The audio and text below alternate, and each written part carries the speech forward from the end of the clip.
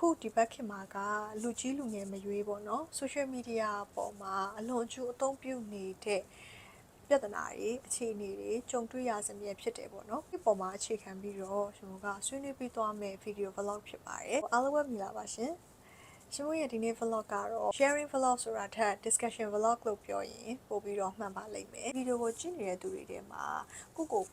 ငါတော့ social media တွေကိုအလွန်အကျူးအသုံးပြုမိနေတဲ့တနားရီနှစ်နာရီဘာမှမသိလိုက်ပဲနဲ့ဒီ new feed ကိုကြည့်နေရင်းနဲ့ပဲအချိန်လေးကုန်သွားမိနေတယ်လို့ခံစားနေရတဲ့သူတွေဆိုလို့ရှင်တော့ဒီ video ကိုစကြည့်တင်ပါတယ်ရှင်မရဲ့ဗီဒီယိုက social media မသုံးနဲ့တော့တို့ screen time ကိုဘယ်လို short ချမလဲတို့ပြပြသွေးသွားမယ် vlog တော့မဟုတ်ပါဘူးရှင်မကကိုဖတ်ထားတဲ့စာအုပ်တွေရဲ့ psychologist သဘောအရဘယ်လိုတွေဆွေးနွေးပြထားလဲပြီးတော့ရှင်မရဲ့ personal believing အပေါ်မှာအခြေခံပြီးတော့ပြန်ဆွေးနွေးပေးသွားမယ့် video vlog ဖြစ်ပါတယ်အဲ့တော့ social media ကိုအလွန်ကျူးအသုံးပြုမိနေလို့ပြဿနာတက်နေတဲ့သူတွေလည်းအများကြီးရှိတယ်ဒါပေမဲ့ social media ကို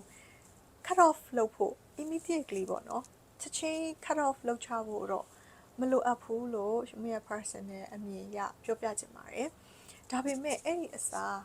ဘာတကယ်လိုအပ်တာလဲဆိုလို့ရှင်တော့ကိုကအဲ့ဒီ social media ကို control လုပ်နိုင်ဖို့တော့အများကြီးလိုအပ်တယ်ဘယ်လိုထိန်းချုပ်မလဲပေါ့နော်ဒီအသုံးပြုနေတဲ့ပုံမှာကိုက social media application တွေဖြတ်ပစ်လိုက်တာဘာညာဒီလိုမျိုးတွေတော့လုပ်ဖို့မလိုဘူးဒါပေမဲ့ဘယ်လိုအစားထိုးပြီးဘယ်လို control လုပ်သွားမလဲဆိုတာတော့တကယ်အရေးကြီးရပေါ့နော်အခုနောက်ပိုင်းမှာတော့အဲ့ဒီအကြောင်းကိုဆက်ပြီးတော့ဆွေးနွေးပေးသွားမှာဖြစ်ပါတယ်အဲ့တော့ social media ကို effectively ဖြစ်ဖြစ်အသုံးပြုဖို့အတွက်ကျွန်တော်ကအချက်၃ချက်နည်းလမ်း၃ခုနဲ့ဆွေးနွေးပေးသွားပါမယ်နံပါတ်1ကတော့ feed your mind with the right content လို့နာမည်ပေးခြင်းနဲ့နံပါတ်2ကတော့ see the world learn from the global perspective လို့နာမည်ပေးခြင်းပါတယ်နံပါတ်3ကတော့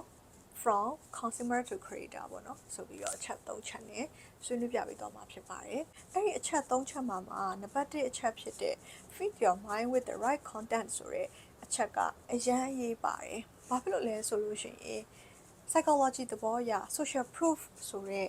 အချက်ရှိတယ်တက်ပြီးမြင်တဲ့အရာတွေခဏခဏမြင်တဲ့အရာတွေကိုမြင် belief ပေါ့နော်ယုံကြည်သွားတတ်တယ်စာအုပ်တွေတော်တော်များများမှာလေ social proof အကြောင်းကိုအများကြီးဆွေးနွေးပြထားတာရှိတယ်။မင်းကဒီပစ္စည်း product ခုလူတော်တော်များဒါကိုကောင်းတယ်လို့ပြောရင်းနဲ့မင်းကမြင်နေဆိုလို့ရှိရင်အဲ့ဒီ product ကိုမင်းကကောင်းတယ်လို့ယူဆမိလောက်တဲ့အထိဖြစ်တယ်ပေါ့နော်ဆိုပြီးတော့လေ့လာတွေ့ရှိချက်တွေပြောထားတယ်လူပုဂ္ဂိုလ်အရေးအရာတွေမှာလည်းဒီတိုင်းပဲလူတယောက်ကိုမုန်းချင်းချစ်ချင်းဆိုတာကဒီဘက်ခင်မှာ social media နဲ့လည်းအရင်သက်ဆိုင်လာတယ်ပေါ့နော်အဲ့ဒီ social proof ကအရင်အင်အားကြီးတဲ့အခါမှာကိုယ့်ရဲ့ content ကို follow လုပ်ထားတာဖြစ်ဖြစ်ကို react လုပ်ထားတာဖြစ်ဖြစ်ကိုသွားပြီးတော့နားထောင်လိုက်တာဖြစ်ဖြစ်ဖတ်လိုက်တာဖြစ်ဖြစ်အဲ့ဒီ content တွေကကိုယ့်ရဲ့ mindset ကိုတကယ်ကိုကောင်းမွန်စေတဲ့အရာတွေဖြစ်ရမယ်နောက်ထပ် psychology သဘောအရမှာ upward downward comparison ဆိုတဲ့အကြောင်းအရာတစ်ခုရှိတယ်။ကိုကနေ့စဉ်ပေါ်မှာပေါ့နော်။ကိုယ့်ထက်ကောင်းတယ်ကိုယ့်ထက်သာတယ်လို့ထင်တဲ့သူတွေရဲ့ post တွေသူတို့ရဲ့ luxury life တွေသူတို့ရဲ့ကောင်းမွန်တဲ့အရာတွေကိုပဲအမြဲမြင်နေတဲ့အခါမှာကို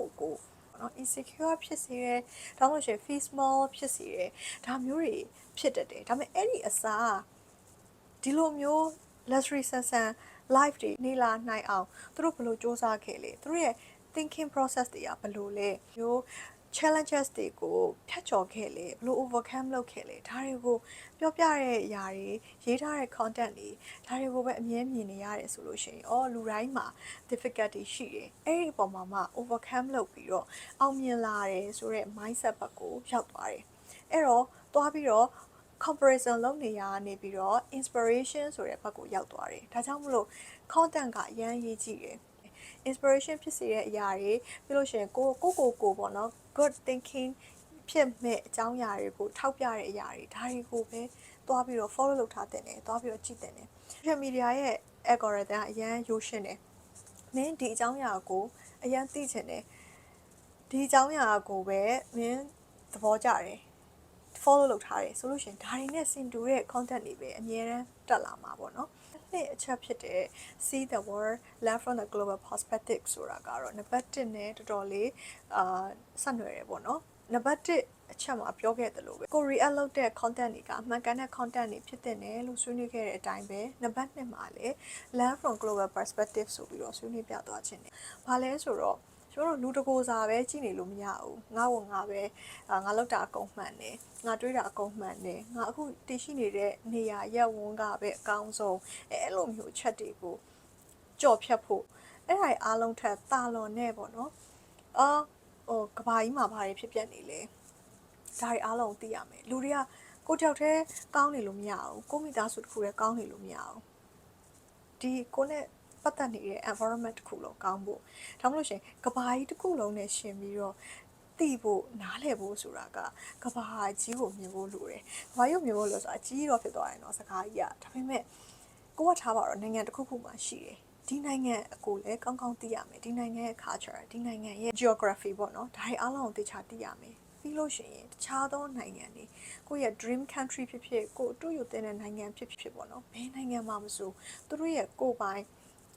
challenges တွေရှိတယ်ဒါပေမဲ့သူတို့ကိုယ်တိုင်သူတို့အောင်သူတို့ overcome လုပ်သွားတဲ့ solution unique အရင်ဖြစ်တဲ့ solution တွေလည်းရှိတယ်ဥပမာဆိုပါတော့ကိုနိုင်ငံမှာနေမှမဟုတ်ဘူးဒါပေမဲ့စင်ကာပူနိုင်ငံရဲ့စီးပွားရေးဘယ်လိုတိုးတက်သွားလဲဆိုတဲ့အကြောင်းအရာတွေကိုသိတဲ့တယ်ထိုနည်း၎င်းပဲပေါ့နော်တခြားသောနိုင်ငံဥပမာ United States ဘယ်လိုမျိုးသူတို့ကဖွဲ့စည်းပြီးတော့ဘယ်လိုတည်ရှိနေတာလဲဘယ်လိုတွေကမ္ဘာအင်အားကောင်းဆုံးနိုင်ငံဖြစ်နေလေဒါတွေအားလုံးကိုလေ့လာတင်တယ်ဂျပန်ဖြစ်ဖြစ်ဘယ်နိုင်ငံဖြစ်ဖြစ်ပေါ့နော်ဒီလိုမျိုးနိုင်ငံတွေမှာသူတို့ရဲ့ရေမြေအားတာတဲ့ချက်တွေအားနည်းတဲ့ချက်တွေရှိတယ်ပြီးလို့ရှိရင်သူတို့ရဲ့စီးပွားရေးအားနည်းတဲ့ချက်တွေအားတာတဲ့ချက်တွေရှိတယ်လက်ရှိရောဘယ်သူတွေနဲ့အားပြိုင်လဲလက်ရှိမှာရောဘာတွေလုပ်နေလဲ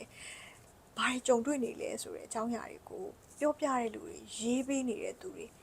ဒါမှမဟုတ်လေသတင်းတွေအများကြီးရှိတယ်အဲ့ဒါတွေကိုအများအားလိုက်ရှာဖတ်ပြီးတော့အများအဲ့ content တွေဝယ်သွားပြီးထိတွေ့နေမယ်ဆိုရင်မြင်ရတနေ့ကြလို့ရှိရင်အဲ့ဒီနိုင်ငံကိုသွားစရာမလိုဘူးဒါပေမဲ့အဲ့နိုင်ငံအကြောင်းကိုသူများတွေထံပို့သေးတဲ့လူတစ်ယောက်ဖြစ်သွားလိမ့်မယ်နိုင်ငံတွေအကြောင်းသိပြီးဘာလုပ်မှလဲဆိုရယ်မိကုန်းတော့ရှိတာပေါ့နော်နိုင်ငံတွေအကြောင်းသိပြီးလို့ရှိရင်အဲ့နိုင်ငံတွေကနေလမ်းလုံးလို့ရတဲ့အချက်လက်တွေဥပမာမြင် business စိတ်ဝင်စားတာလား education စိတ်ဝင်စားတာလားဒါမှမဟုတ်ရှင် human resource ကိုနားလည်ချင်တာလား international relationship တွေကဘယ်လိုရှိလဲဒါတွေကိုကိုအားတာခြင်းတဲ့ perspective ကနေပြီးတော့နားလည်သွားလိမ့်မယ်ဒါကြောင့်မလို့ learn from global perspective လို့ပြောတာပေါ့နော်နံပါတ်3ချက်ကတော့ from consumer to creator ပေါ့နော်ဒါကတော့ passive income ရဖို့အတွက်ကြံပေးတာလူတိုင်းတော့like လုပ်ဖို့အဆင်ပြေချင်မှပြေလိမ့်မယ်ဥပမာအချိန်ရမ်းပေးရတယ်ကွာ content create လုပ်ဖို့ဆိုရင်အချိန်ရမ်းပေးရတယ်ဝါသနာမပါတာလည်းဖြစ်နိုင်တယ်ပေါ့နော်အဲ့ဒီအတွက်နံပါတ်3ကတော့အရေးမကြီးဘူးလို့လည်းပြောချင်တယ်ဒါပေမဲ့ passive income လိုချင်တဲ့သူတွေဖြစ်ဖြစ်တခုခု sharing လုပ်ချင်တဲ့သူတွေဖြစ်ဖြစ်ဆိုလို့ရှိရင် consumer ကနေ creator ဘက်ကိုပြောင်းလို့ရပါတယ်လို့လည်းအကြံပေးချင်တယ်အဲ့တော့နံပါတ်3ချက်လုံးမှာကျွန်တော်တကယ်ကိုလေးထားပြီးတော့အားတာပဲအချက်ကတော့နံပါတ်1ပေါ့နော်ကိုယ့်ရဲ့ mindset ကိုပြင်ဖို့အတွက် social media ကကျွန်တော်ပြောသလိုပဲ tool တစ်ခုပဲအဲ့ဒီ tool ကိုသုံးချပြီးကျွန်တော်တို့ peace of mind ဖြစ်ဖို့အတွက်လည်းအားပေးရမယ်ပြီးတော့ကျွန်တော်တို့ရဲ့ mindset တွေ growth ဖြစ်ဖို့လည်းကိုညီပေးတဲ့တယ်ဘာလို့ဆိုတော့ကျွန်တော်အချိန်ကုန်ပြီးသွားပြီလေဒါမှမဟုတ်ကိုနိုင်ကိုက screen time short ချနိုင်တယ်ကျွန်တော်တို့စာအုပ်ဖတ်တာကိုကြိုက်တယ်အဲ့ဒီအတွက်စာအုပ်ဖတ်တာနဲ့အစားထိုးလိုက်တယ် screen time short ချလိုက်နိုင်တယ်ဆိုရင်တော့ကိစ္စမရှိဘူးဒါပေမဲ့ screen time လည်းမ short ချနိုင်ဘူးတခုခုနဲ့လည်းအစားမထိုးနိုင်ဘူးဆိုရင်အတင်းလုံးယူစရာမလိုဘူးအတင်းလုံးယူတဲ့အခါပို့ပြီးတော့ stress များရတယ်ပေါ့နော်လူဆိုတာဘယ်ရာအောင်မှအတင်းချက်လုံးယူလို့မရဘူးတင်းချက်လုံးယူရင်ပို့ပြီးတော့ stress တွေပြီးတယ်အဲကြောင့်မလို့ကိုကဒီဟာကိုအားတာရဲဆိုရင်ဒီ flow လေးပဲသွားဒါပေမဲ့နည်းနည်းလေးတော့ကိုယ့်ကို control လုပ်ကြည့်ပါလို့အကြံပေးချင်ပါတယ်ကျွန်တော်ရဲ့ဒီနေ့ vlog လေးကနည်းနည်းလေးရှည်သွားပြီလို့ထင်တယ်ဒါပေမဲ့အားလုံးအတွက်လည်းအကျိုးရှိမယ်လို့ယုံကြည်ပါတယ်ရှင်အဲ့တော့ကျွန်တော်နောက်ထပ် sharing vlog တွေမှာထပ်တွေ့ပါမယ်ရှင်အားလုံးကိုဆုံးဖြတ်ရတဲ့အတွက်ကျေးဇူးအများကြီးတင်ပါတယ် bye bye see you in the next video